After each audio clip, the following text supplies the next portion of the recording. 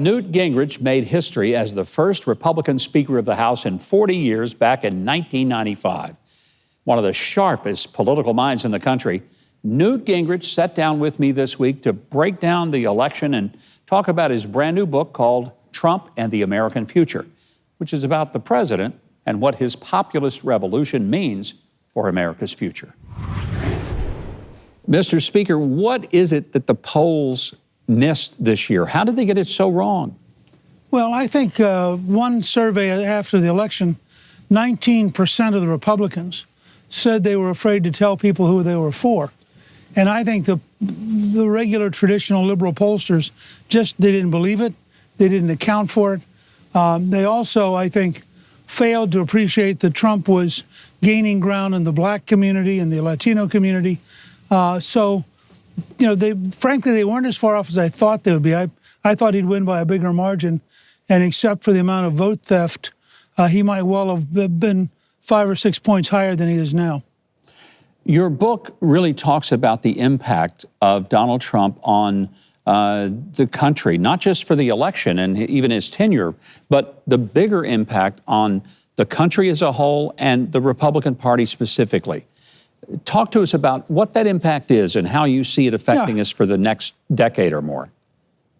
Well, I think that the fact is that Trump is one of those rare, charismatic leaders who has a set of very big ideas, shifting back to a focus on America, emphasizing American jobs, establishing a constitutional conservatism on the courts, and deregulation. If you look at the totality of what he's been working on, it's an amazing achievement.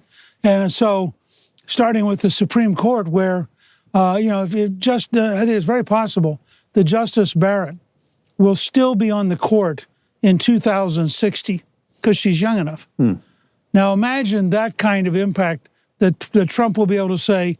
He permanently moved us from essentially a liberal court to a constitutional court with the 3 appointments that he was able to make.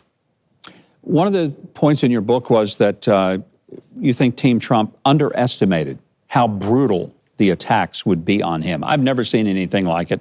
None of us have. Most of us wouldn't survive it. He survived it. I think maybe thrived in it. But talk to us about that point in your book and explain what you mean by that. Well, and part of the reason I wrote Trump and the American Future was to outline how large a figure in history that he really is. And the fact is that he came to Washington as an outsider. He came to the Republican Party as an outsider. And so when he beat 15 other candidates, it was an astonishing achievement. And he moved on from there to beat Hillary Clinton. And the entire national establishment, including the sort of establishment wing of the Republican Party, were all just shocked and appalled. And so they set out to destroy him. And it's the most amazing story that the day he was inaugurated, the Washington Post had an article about impeachment. I mean, it was just relentless, unending. And it came up through the election. I don't know of any candidate for president in modern times who has had as many votes stolen, who has had as much bitterness against him. And I think that and has had the media unendingly up through today hostile to him. Mr. Speaker, I'm not surprised the Democrats hate Donald Trump. I'm not surprised the media does, because he's not exactly loving toward them. But I have been disgusted, not just disappointed, disgusted in the number of establishment insider Republicans who created this never-Trumper movement and the Lincoln Project, and I call it the so-called Lincoln Project because it has nothing to do with anything Lincoln would have been a part of. React to that and how that is affecting us and what's wrong with these people, just in a nutshell. Well, look, I think that Trump was a genuine insurgency from day one. And he wasn't just against Democrats. Part of the reason people liked him was that when he first announced, I remember there was a poll, 62% of the Republicans disapproved of their own leadership in Washington.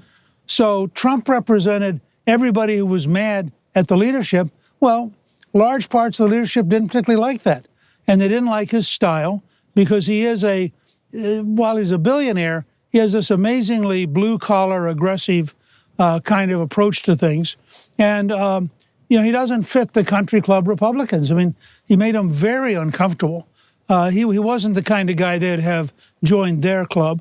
And so he then further infuriated the foreign policy establishment because he carved his own path on economics with very tough trade deals.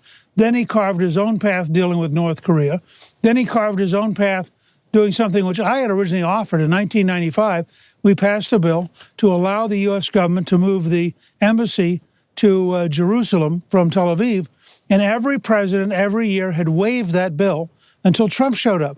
And, of course, everybody in the old foreign policy establishment said this will be horrible. These were all the people who had told George W. Bush and had told others, please don't do this. This will be terrible. Well, it turned out it set the base for 3 different Arab countries now to recognize Israel, greatest breakthrough in a quarter century. That just drives these guys crazy because they were supposed to be really smart. And it turned out they're not nearly as smart as Donald Trump. And then, frankly, part of that is jealousy. Part of it is that, he was supposed to take notes while they lectured him. And instead he went out and made history very often by consciously and deliberately breaking with their particular ideas. Well, I hope people will get your book, and I hope they don't think it's just about the election, because it's about the bigger picture of restructuring of the Republican Party and really of American exceptionalism and American populism. Newt Gingrich, great to see you. Thank you for joining us. Hope to see you again soon. Thank you. Always great to have a conversation with Newt Gingrich, truly one of the smartest people I've ever been around. I don't know if you know this or not, but by training, he is a historian, was a history professor before he got into politics. And you can sometimes tell when you listen to him. By the way, you can pick up Newt Gingrich's book, Trump and the American Future, anywhere books are sold. You can also visit Gingrich360.com for all things Newt, including his podcast, Newt's World.